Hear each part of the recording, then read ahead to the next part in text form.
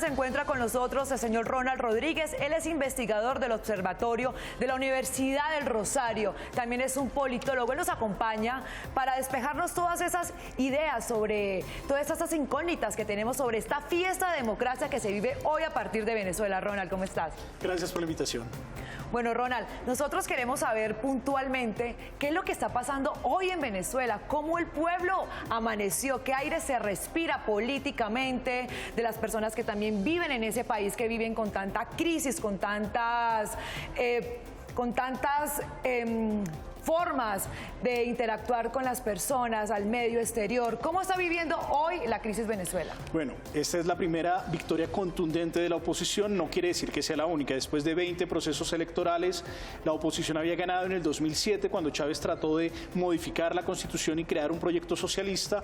Ganó también en el 2010 cuando ganó más votos populares pero menos escaños, y esta es la primera victoria que realmente le permite más votos populares pero también más escaños en la Asamblea Nacional, lo que quiere decir o que lo que significa que por primera vez la oposición va a tener un papel político importante, relevante en lo que vendría siendo el Congreso venezolano. En Colombia hay un Congreso bicameral, Senado, Cámara de Representantes. En el caso venezolano es unicameral y su nombre es Asamblea Nacional. Contémosle a las personas que es un Congreso bicameral, que de pronto algunas personas no saben qué significa. La lógica de los congresos bicamerales es que se puedan llevar discusiones en las dos cámaras y que en un momento determinado se tenga que hacer una conciliación. La forma de elegir cada una de estas cámaras, por ejemplo, en el caso colombiano, el Senado tiene una lógica de circunscripción nacional, es decir, ahí en esa Cámara se representan los intereses de la nación. Se supondría que en el Congreso deberían estar los diferentes sectores, los sectores económicos, los académicos y demás, mientras que la Cámara de Representantes tendría una circunscripción por localidades, por regiones, para que así los dos, tanto los intereses de los sectores como los intereses de las diferentes lógicas geográficas, se vieran reflejadas en ese Parlamento. En el caso venezolano eso no existe. En el caso venezolano únicamente es una Cámara y se elige por circunscripciones que tienen un carácter geográfico. ¿Cómo cree usted, Ronald, que debe asumir en este momento la victoria, el resultado de Venezuela? La oposición tiene un largo camino que recorrer. Esto no quiere decir que hayan ganado gobierno. En Colombia se suele creer que ya cayó el chavismo. Eso no es cierto. Viene un largo camino, lento incluso, en el cual desde el Poder Legislativo la oposición va a tener que empezar a ponerle frenos, pesos y contrapesos al presidente de la República, y particularmente todavía faltan 22 escaños por saber. Estos 22 escaños dan una diferencia fundamental entre el poder que va a tener el Legislativo o si simplemente va a jugar un papel como foro político. Ahorita acababas de decir que estos diputados que acabaron de ganar las elecciones le van a poner como un freno, puede ser usted al presidente de la República. Ganó la mayoría simple. ¿Ellos qué creen que pueden hacer? ¿Pueden poner leyes, pueden quitar leyes, pueden hacer referendos? ¿Qué cree que va a hacer esta asamblea? Bueno, en Venezuela la mayoría simple es denominada constitucionalmente como mayoría absoluta. Eso no quiere decir que sea toda la asamblea, sino que el nombre es mayoría absoluta. Esta mayoría absoluta son 84 diputados, la oposición logró 99 hasta el momento y falta que el CNE diga los resultados que faltan.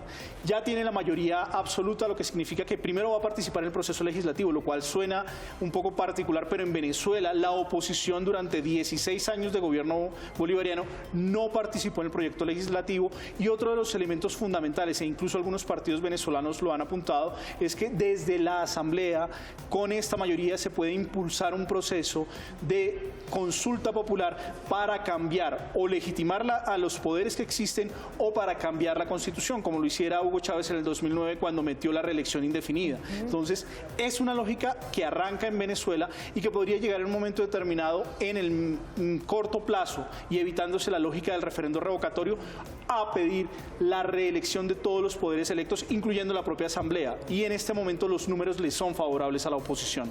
Bueno, ¿cree que con este cambio de asamblea y con esos nuevos diputados, las relaciones limítrofes, ¿no? Este conflicto que tenemos nosotros los colombianos en las fronteras, ¿se va a mejorar la relación con Colombia? Sería un tema para que lo pusiera en el foro político la oposición. Lamentablemente se van a cumplir 4 meses con la frontera completamente cerrada. Hay algunos pasos esporádicos, pero el tema es que está cerrada cerrada, hay zonas de excepción y el contrabando y la ilegalidad sigue presente en la zona. O sea que el motivo de cierre no se ha podido solucionar, sigue ahí presente y el gobierno de Nicolás Maduro ha llegado a afirmar que está incluso dispuesto a mantenerla por 2 años cerrada. Sí, creo que lo escuché y dijo que se iba a extender a 6 años más.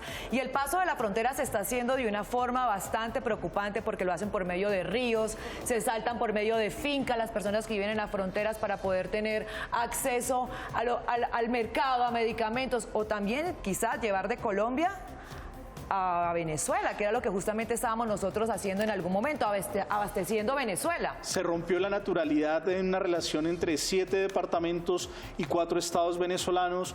Lo que realmente está roto es el diario vivir de las personas, los pasos legales, los ilegales siguen funcionando, además es imposible controlarlos y lamentablemente, hay que decirlo, el gobierno bolivariano ha mantenido una lógica en la cual nuestros ciudadanos, los colombianos en territorio venezolano, son responsabilizados de la crisis económica que vive el país y de la crisis de inseguridad, tanto así que han llegado a afirmar que es el paramilitarismo colombiano lo que genera la inseguridad, lo cual es falso.